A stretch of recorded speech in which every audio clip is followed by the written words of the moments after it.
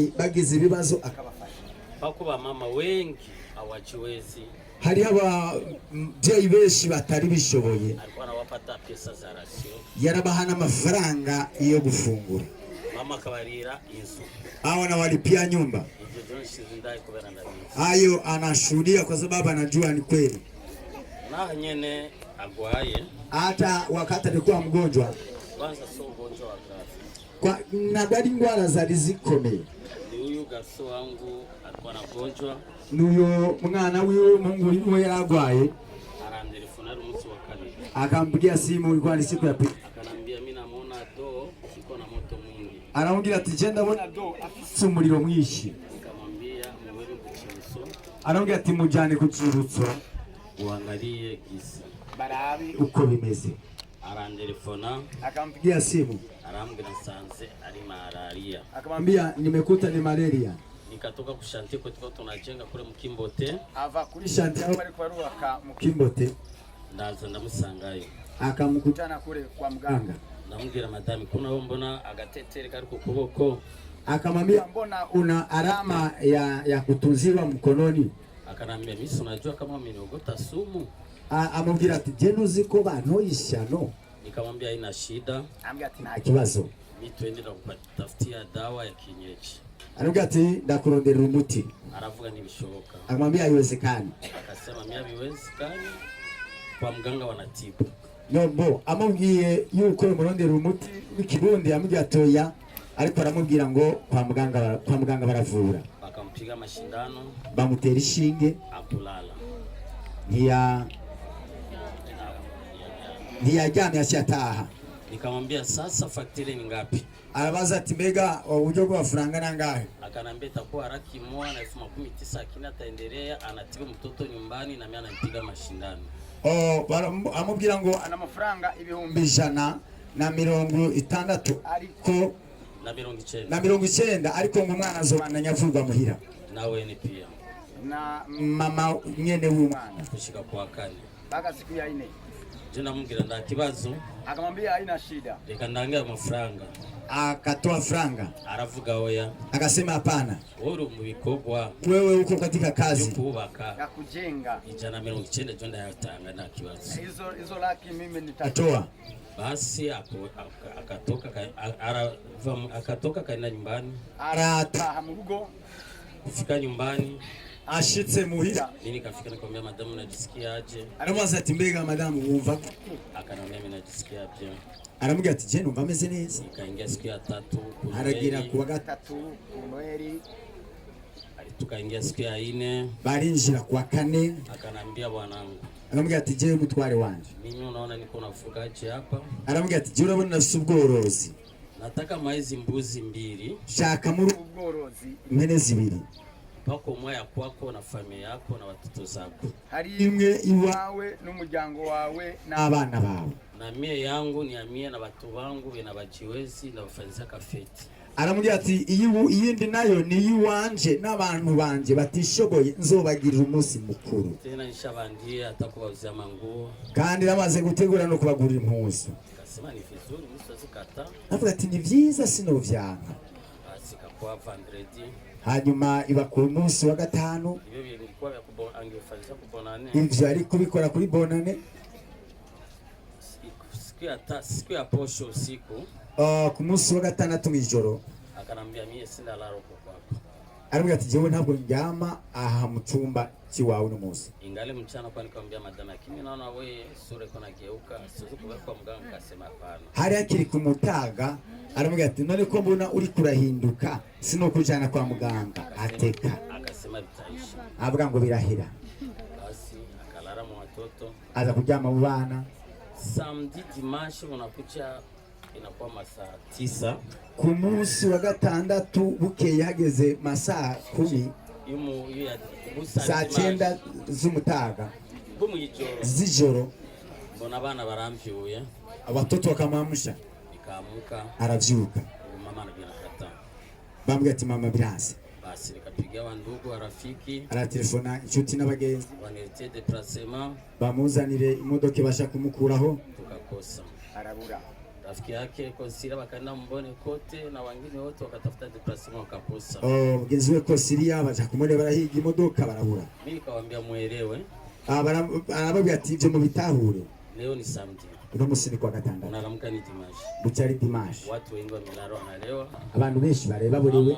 Wamekoma mafiti zao. Je bari mu minsi mikuru yabo. Acha tuite mtoto wake mwanaume. Reka duhamagara umwana w'umuhungu. Tukamuita. Aramuhamagara. Kumuita simu ikaitika. Telefone arayitaba. Tukamwambia mamako inakataa. Aramubwira mama wawe ko byase. Akasema unakosa deplacement. Arabaza ati mwabuze deplacement. Akasema ndio mimi tumekosa. Tego twayirize. Akakuja akasema acha niwashe gari. Amgateka nasi modoka. Washa gari yake. Yasi modoka ye. Akakuja. Araza. Paka kwa portail. Araza ashika mu rugo kuri portail. Tukaingia ndani. Barinjira mu modoka. Tukamshimamisha madami mikakata. Baramuhagurutsa biranga. Hata kutamba mikakata. No gutambuka biranga. Tukamnyangua. Baramuterura. Tukamtia kwenye gari. Bamushira mu modoka. Tukambeba paka. Baramujyana maka. Kwa Juma. Kwa Juma. Uyu aguma mu rugo. Usubuhi. Mu gitondo. Nikaamka. Aravyuka. Nikaenda paka kule kwa Juma. Agenda kwa Juma. Nikakutana madami anaikaa.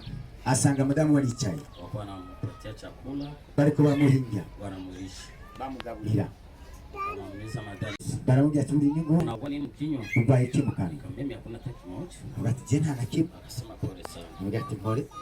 Nikakuwa mzaifu mwili. Agira intege nke mubiri. Ikakuwa saa 11 inapita. Aricara agera saa 11 zirenga. Nikajishtua. Arakanguka. Nikasema kumbe ningeenda kupokeza watumishi. Aribuka ati erega sinahevye abakozi. Nikashika moto. Afata moto. Natashika moto. Agira shiki afati moto. Bakaniita kusimu. Bamuhamagara ku telefoni. Urujya uko kwa Juma. Ngo garuka kwa Juma. Mama bibi yako binakataa. Madamu wawe birase. Sema njoo vile. Ati nuko. Nilikuwa sijaenda. Yari bwagende. Nikarudia. Asubira inyuma. Nikaona madami. Abona madamu wiwe. Je niko mwanaume. N'umugabo. Nikaona mna loroti. Ndavuga ati nta kirimo kabisa. Bakanyangua. Baraterura. Juma tukaongea. Juma baravugana. Akanambia ngo ni transfer. Abo yaterekana barungike. Hospitali ya wapi? Kuri hospitali yahe. Gasonga akasema mie niko na wandugu. Umusore mwana avuga ati jenda usaba babaganga. Waganga wandugu marafiki waganga. Hapo ku pressure. Kuri pressure. Wakamutransfer pale. Bamurungikayo. Mimi nikashikana watoto wote paka nyumbani. Afata bana no mugira. Nikalala. Araryama. Sikufunga telefoni. Yigeze azimya telefoni. Sikupata usingizi. Yarose tiro. Saa 8 ya usiku. Saa 8 y'ijoro. Nikawa telefoni. Araba telefoni. Sikumbuki paketika Konsilia. Yibuka Konsilia alitavye. Nikauliza madami inakuwaje. Arabaza ati mbega madamu meze gute? Mimi naona pole pole. Buhoro buhoro. Biko binakuja. Arabaga ati biko biraza. Basi nasema Mungu apewe sifa. Arabaga ati Imana ihabwe icyubahiro. Nikaamka usubuhi. Avyutse mu gatondo. Nikamtelefone garso wangu. Telefona umuhungu wiwe. Nikamwambia wewe gari iko wapi? Ukweli pitoto ndio kuangalia mama yako. Arabaza ati mbega imodoka iri umpitane zo kura mama wawe. Ananiambia mimi nilala kwa mganga.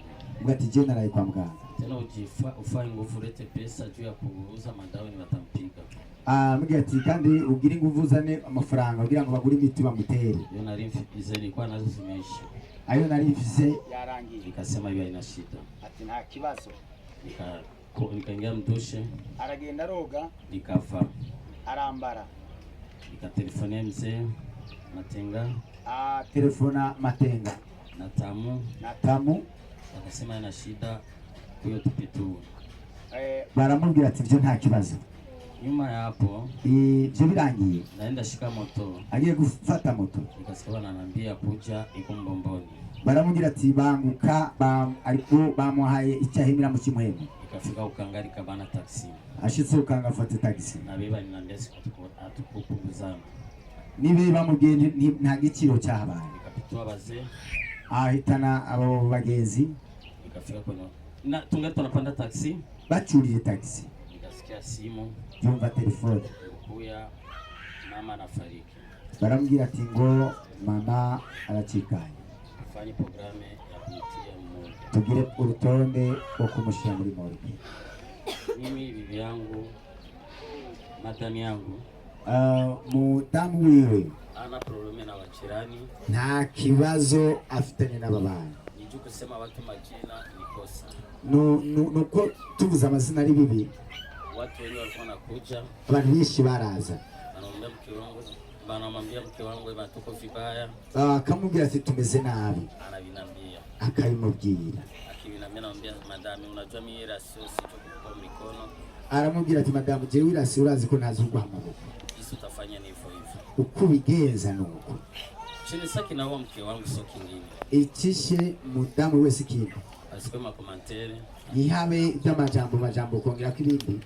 amekuwa diabetes siku mingi, Yaragwaye diabetes igihe kirekire, alikuwa roho siku mingi, yaragwaye umutima igihe kirekire. alikuwa Mwarige mwabona baha wako sasa alikuwa ndani ya kiangu.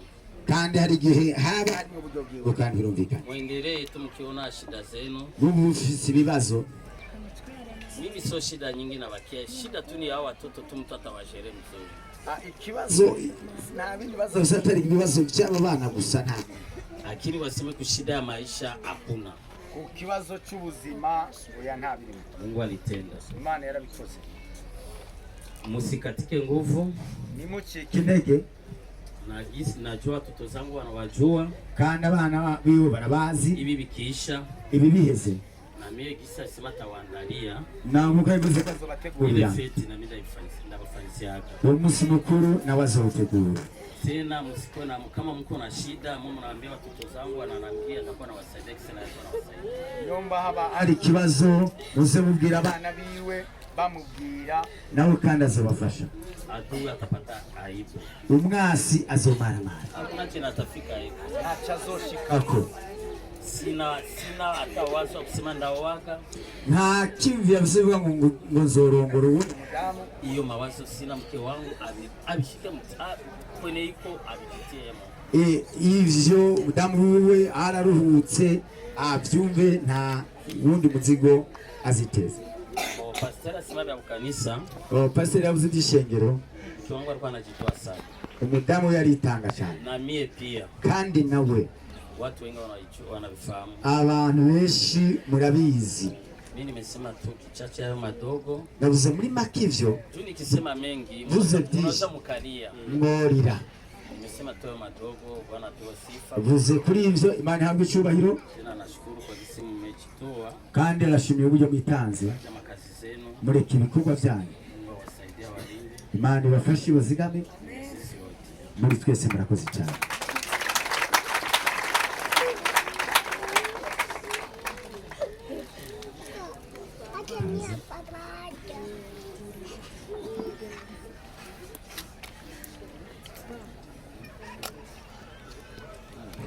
Bwana asifiwe. Amen. Bwana asifiwe sana.